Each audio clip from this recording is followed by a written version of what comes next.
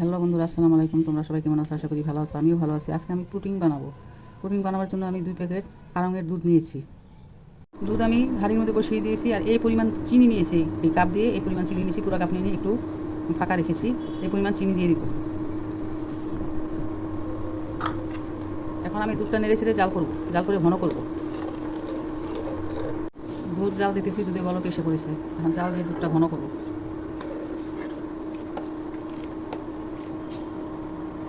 এখন আমরা এখানে পুডিংয়ের জন্য যে ক্যারামেল তৈরি করতে হয় সেই ক্যারামেলটা তৈরি করে নেব। এর জন্য আমরা একটা বড় টিফিন বাটি নিয়েছি। আমরা 1 লিটার দুধকে অর্ধেক করে হাফ লিটার করে নিয়েছি, আর আমরা 1 লিটার দুধের মধ্যে 5টা ডিম দিয়ে পুডিং বানাবো। এই জন্য আমাদের একটা বড় টিফিন বাটির দরকার আছে। এর মধ্যে এখন আমরা চিনি দেবো। প্রথমে 2 টেবিল চামচের পরিমাণ চিনি দিয়ে দেখি। আশা করি 2 টেবিল চামচ হয়ে যাবে। যদি না হয় তাহলে আমি আরও একটু দেবো, তা যেন ক্যারামেলটা সুন্দর হয়। চুলাটা জ্বালিয়ে নিই।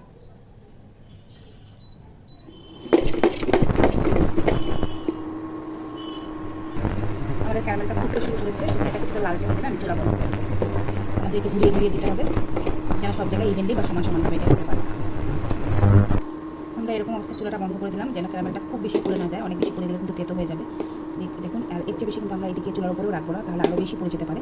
এই অবস্থায় আমরা এটিকে এখন চুলা থেকে নামিয়ে নেব। এখন আমরা পুডিংয়ের ব্যাটারটা তৈরি করব। আমরা এটা মিক্সারে আগে এটাকে ব্লেন্ড করে নেব। এর জন্য আমরা দুধ যেটা জাল দিয়ে রেখেছিলাম, এর মধ্যে কিন্তু মেজারমেন্ট কাপের 3 ভাগে 2 ভাগ চিনি দিয়ে আমরা এটাকে জাল দিয়েছি। সেই দুধটা সম্পূর্ণ এখানে দিয়ে দেবো। ভ্যানিলা এসেন্স দিয়ে দেবো 1 চা চামচের মতো।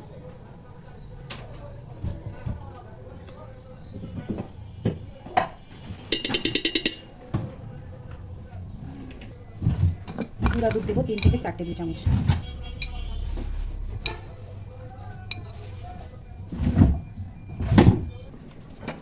রুম টেম্পারেচারে থাকা ডিম দিয়ে দেবো 5টি। ডিমগুলো অবশ্যই রুম টেম্পারেচারে এনে নেবেন। সবগুলো দেওয়া হয়ে গেলে আমরা মিক্সার গ্রাইন্ডারে এটিকে মিক্স করে নেব। মিক্সার গ্রাইন্ডারে মিক্স হয়ে যাওয়ার পর আমরা একটি বড় ছাঁকনির সাহায্যে এটিকে ছেঁকে নেব।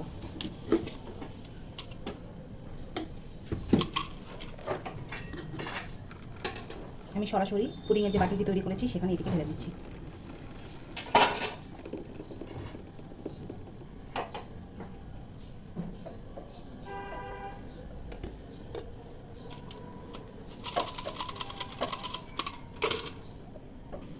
এরপর এরকম একটা বড় পাত্র নিয়ে তার মধ্যে আমি পানি দিয়ে দেব।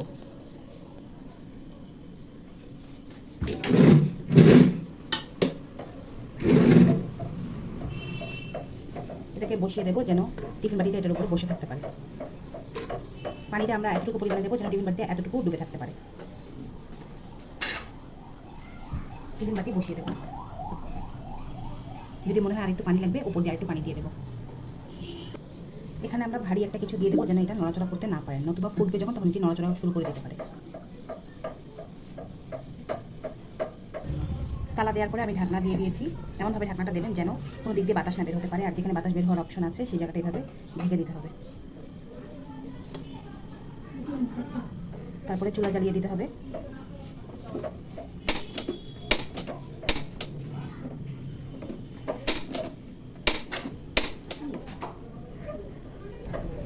চুলা যখন জ্বালাবেন তখন হাই ফ্লেমে দিয়ে দেবেন। যখন ফুটতে শুরু করবে তখন এদিকে লো টু মিডিয়াম ফ্লেমে দিয়ে দিতে হবে। আর অবশ্যই ঘড়ি দেখে 25 থেকে 30 মিনিট পর্যন্ত অপেক্ষা করতে হবে। 25 থেকে 30 মিনিটের মধ্যে এই পুডিংটা হয়ে যাবে। এর চেয়ে বেশি অপেক্ষা করলে কিন্তু পুডিং শক্ত হয়ে যেতে পারে। পুডিংয়ের চুলা আমরা বন্ধ করে দিয়েছি 30 মিনিট পরে।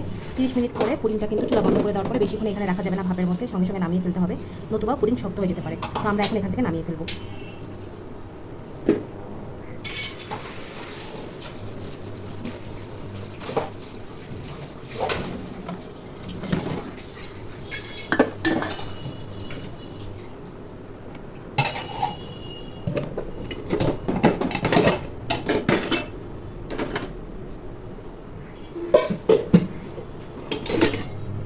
পরে একটি ঠান্ডা জায়গায় আমরা পুডিংটা ফ্রিজের বাইরে 1 থেকে 2 ঘন্টা আগে ঠান্ডা হওয়ার জন্য রেখে দেবো। তারপর আমরা এটিকে ফ্রিজে রাখবো। পুডিংটা 2 ঘন্টার মতো বাইরে রেখে ঠান্ডা করার পরে 1 ঘন্টার মতো আমরা ফ্রিজে রেখেছিলাম। এখন আমরা এটাকে আনমোল্ড করে আপনাদেরকে দেখাচ্ছি। এটাকে ডিমোল্ড করার জন্য আমরা আগে সাইড থেকে একটু ছাড়িয়ে নেব, তাহলে ডিমোল্ড করতে আমাদের সুবিধা হবে।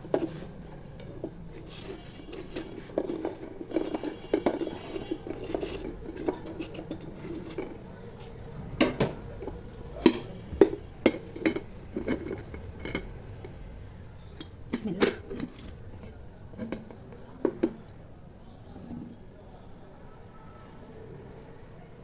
সুন্দরভাবে আমাদের পুডিং কিন্তু তৈরি হয়ে গিয়েছে এবং ডিমোল্ডও হয়ে গিয়েছে।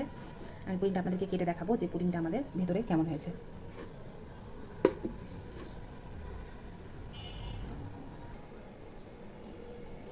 এটা হচ্ছে আমাদের পুডিংয়ের আউটলুক।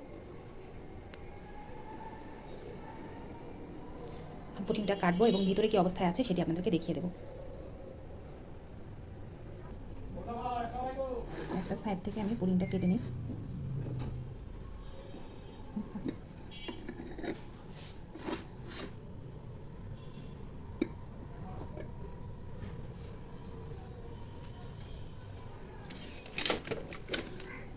পুডিং বের করার জন্য এই ধরনের যে কেক চামচগুলো পাওয়া যায়, এগুলো যদি ব্যবহার করেন তাহলে সহজে পুডিংটা বের করা যায়, পুডিংটা ভাঙে না।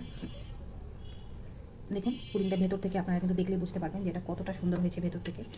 এরকম পারফেক্ট যদি পুডিং আপনারা বানাতে চান তবে আমি যেই নিয়মগুলো বলেছি এগুলো কিন্তু ফলো করতে হবে। অবশ্যই ফ্রিজ থেকে বের করে 2 ঘন্টা বাইরে রাখতে হবে এবং 1 ঘন্টার মতো আরও ফ্রিজে রাখবেন। তার চেষ্টা করবেন আরও বেশি সময় চাইলেও বেশি সময়ও ফ্রিজে রাখতে পারেন, তবে 1 ঘন্টার মতো অন্ততপক্ষে ফ্রিজে রাখার পরে এটি কীভাবে বের করবেন। আর এটি যদি ব্লেন্ডারে ভালোভাবে ব্লেন্ড করে নেন আপনি, সেক্ষেত্রে কিন্তু এটা খুব সুন্দরভাবে মিক্সচারটা হবে, টেক্সচারটা খুব ভালো হবে এবং পুডিংয়ের ভেতরে দানা দানা বা ভেঙে যাওয়ার মতো কোনো সমস্যা হবে না। তো ভিউয়ার্স, এই ছিল আজকে পুডিংয়ের রেসিপি। ভিডিওটি কেমন লাগলো কমেন্ট বক্সে জানাতে ভুলবেন না। ভালো লাগলে সবার মাঝে বেশি বেশি করে শেয়ার করে দেবেন। বিদায় নেব, সবাই ভালো থাকবেন।